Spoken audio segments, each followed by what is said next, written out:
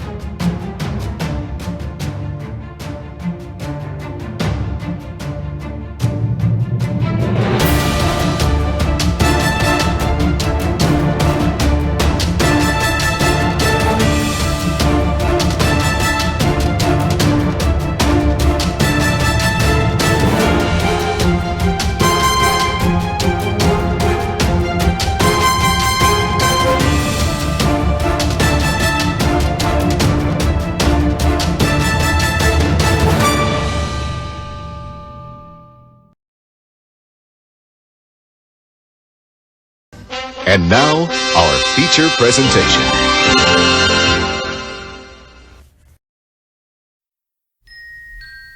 Odd Velvet by Mary E. Whitcomb.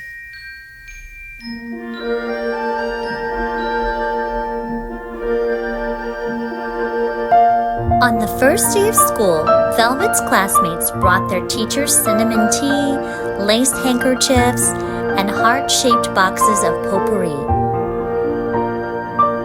Velvet handed her teacher an egg carton filled with 7 rocks, her favorite red shoelaces, and half a sparrow's egg. Velvet was odd.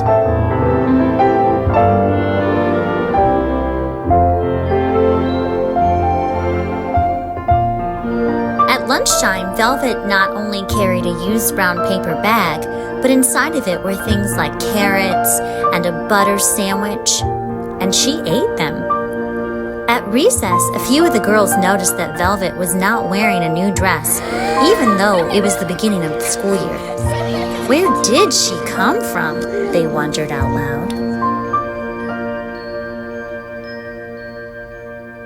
All of the strangeness did not stop after the first day of school.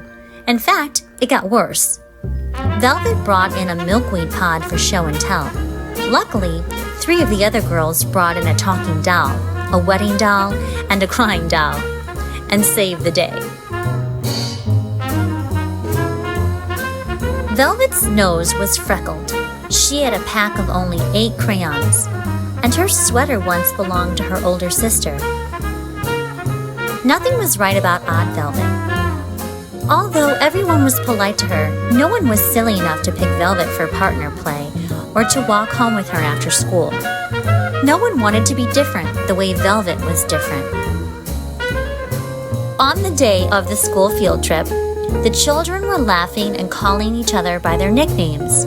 Some called out, "What's your nickname, Velvet?" It got quiet as Velvet looked around. "I don't have one," she said. But my father told me that on the day I was born, the sun was just rising over the mountains, and outside it looked as though the world had been covered with a blanket of smooth, soft lavender velvet. A few of the boys let out a giggle, but mostly the bus fell quiet. For a moment, everyone was thinking of how beautiful that morning must have been, the day Velvet was born.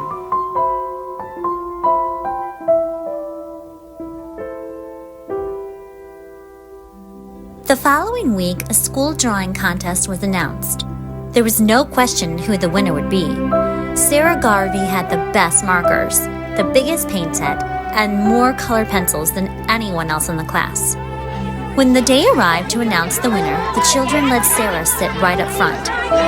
No one was more surprised than she was when the teacher called out Velvet's name. Velvet had drawn an apple. "It's just a piece of fruit," Sarah protested. Everyone stared at the picture. "It looks so real, I would like to eat it," someone said. "It seems like you could pick it up," another child added. Sure enough, with just her 8 crayons, Velvet had drawn the most beautiful apple the children had ever seen.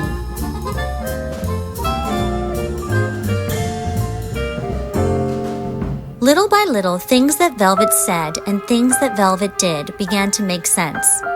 The teacher had Velvet speak for 2 whole days about her rock collection. She even had ashes from a real volcano.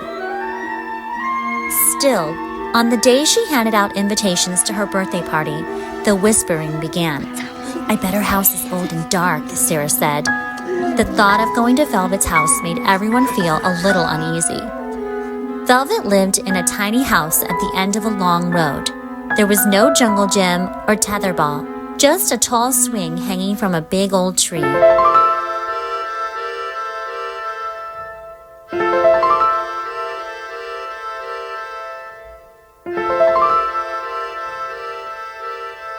At the door, Velvet's mom and dad politely asked the children in. There were no birthday magicians or wizards, not even a clown.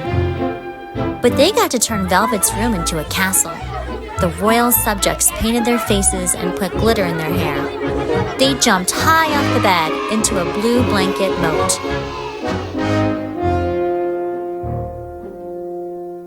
Velvet's sister made each of them golden crowns with colored jewels. They took turns wearing Velvet's royal cloak, which used to be a bed cover. They played cards and shot marbles. Velvet even showed them how to draw beautiful apples. On the last day of school, Velvet's classmates brought their teacher handfuls of flowers, cards that they made, and an impressive collection of nice-looking rocks. Velvet was different, but maybe she wasn't so odd after all.